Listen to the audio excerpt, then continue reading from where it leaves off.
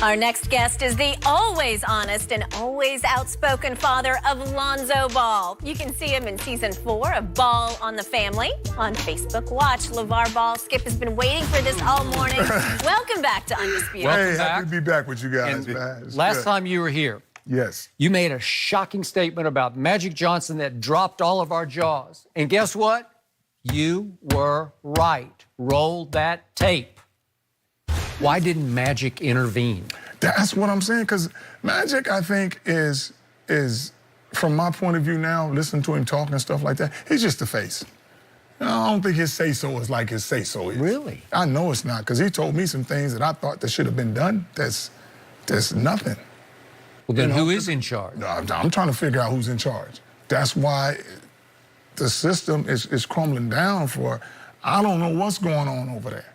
Is Jeannie in charge? Jeannie Buss? Hey, she just said some stuff that she said she's the one who told Magic to get Lonzo.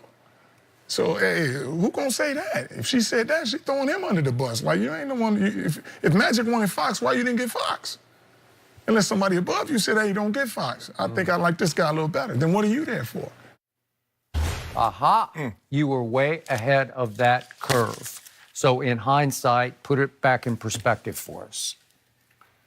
Put it back in perspective. See, this is what everybody wants. When I say things, they like to say either you wrong or right. But I always know I'm always right. I can't help it. And it's just like, that's from my opinion. So it don't have to be right or it have to be wrong, but it's right to me because it's how I feel about it. And some of the conversations that we had, that's what I just didn't come out and just say that just to be saying it. So you were not shocked that Magic suddenly quit, right? No, I'm not shocked about anything. I'm never shocked about anything. There's only one thing I'm shocked about is if my wife leave me. Other than that, I ain't shocked about nothing. Okay, so what happened behind the scenes as far as you were hearing between Magic, Pelinka, and Jeannie?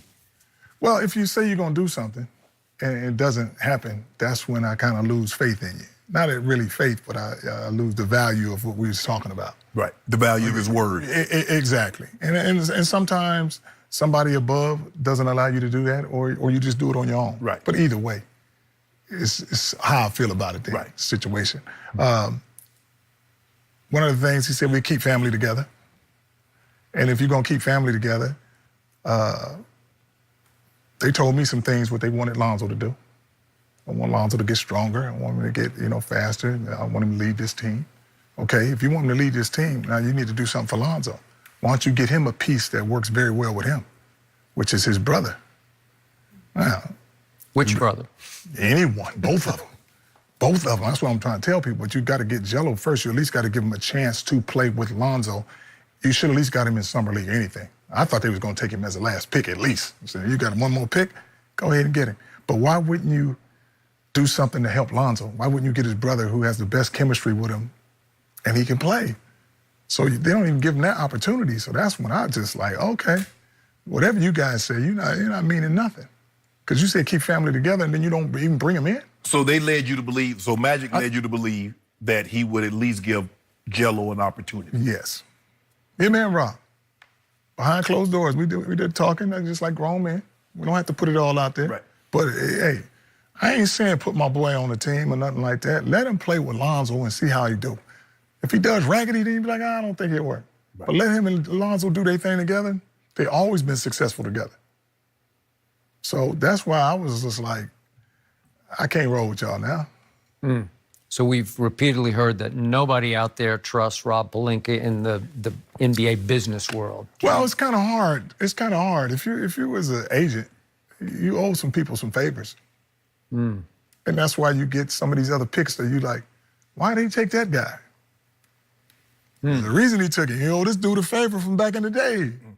I don't know too many people who can run something like that if you were an agent, because there's too many flaws. Do you have a specific pick? Mo Wagner, maybe? Michigan kid? Well, I'm just saying. A favor? That had to be a favor. The other kid, whether it's Avi or whatever. Yeah. I mean, there's some better players out there. Okay. But when you owe certain people, it's just like, okay, you go overseas to look at some people. But then you say you don't go overseas. These are the ball boys. They're overseas. Ain't nobody, they're not in the U.S., don't look at them. but you go over there and look at somebody else.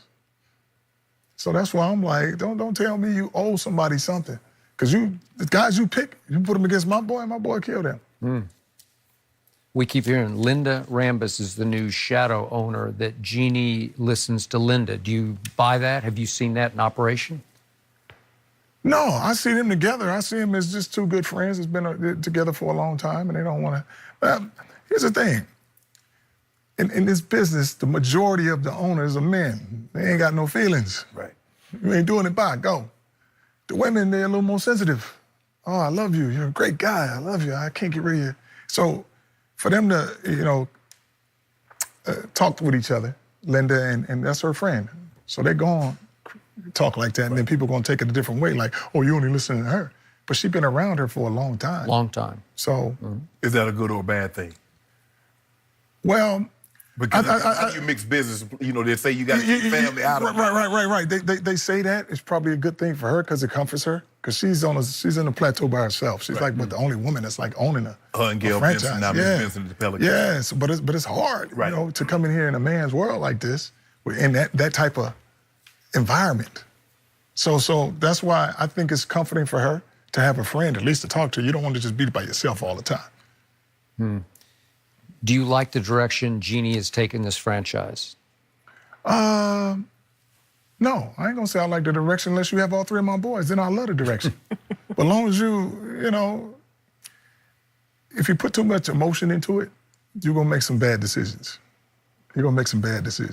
And that's why sometimes somebody gotta be, as they say, I ain't gonna say the bad woman, but the bad guy. That's the bad guy for a reason. So she obviously liked Luke Walton a lot off the court. Yes. And I think that's where you're going with this. Well, when she first brought him in, it's like, oh, this is my guy. I just brought him in. He was like a son to I'm taking Phil. over the Lakers. I'm pushing my brothers to the side. He's in here with me. So you feel you owe him something because he's coming in with you as you becoming the boss. And I got to give you credit for this one. You're way ahead of that curve also, because you were the first to say, Luke's wrong for this team. He was wrong for your son. Right. He was hard on your son the rookie year. He'd play him 5 minutes, pull him, not play him for the next 15 minutes. Right. Yeah. And see, that's why I can say that. I just didn't say it just because I don't like Luke. I'm not going to say I don't like a person. I don't like the way he's coaching. Right. I don't have to like that. But as far as seeing him on the street or something like that, he's a great guy. When we first came into the league, I was like, oh, I like Luke because he's young. This is what I was thinking. He don't have an old school mind. Right. Where some guys are set in their ways where most people are stuck in the old system where you got to get under a veteran's leadership. Right. Understand and not understanding. Like sometimes you get a guy that don't need no veteran leadership. He already know how to lead. That's my boy. He built for LA. Because I groomed him the right way. You give him fancy cars early. Fancy cars don't mean nothing to him. He don't be out in the clubs. He don't chase the women. LA got some of the most beautiful women in the world, and there's always something to do. Get on the red carpet, go do this. My boys to themselves. Not like a little hermit shell or nothing like that, but they don't be wilding out. They don't get distracted. Yes, and that's why people like, oh, well, why is Lonzo rapping? He should be working on his free throws. Who's to say he didn't do his free throws already? And instead of going to the club, you go in the studio booth, do something that you love to do. Stay out of trouble. So it became clear LeBron was no fan of Luke as a coach either. So is this it's a good thing for both Lonzo and LeBron then? There's no more Luke? Oh, yeah, that's definitely good. On the fact that Lonzo got to get healthy. He get healthy, and then him and LeBron got the same type of game. So that's why they was the first ones that, have a triple-double in a long time. On the fact they know each other's game. Their IQ is very high. They got the same thing. Winning will allow them to become closer. And everybody's going to be like, wow, LeBron is mentoring Lonzo. He ain't got to mentor Lonzo. They just got to win together. Right. Because you can have all the mentoring in the world. If you're losing, who cares? Or you can not mentor at all and win it. And then you're like, hey, it's a great thing to say. Last year, Lonzo had surgery. This year, I don't think he's having surgery. So you go from rehabbing to actually training. How much of a difference is that going to make on Lonzo's game this year? Lonzo's game this year is going to be solid on the fact that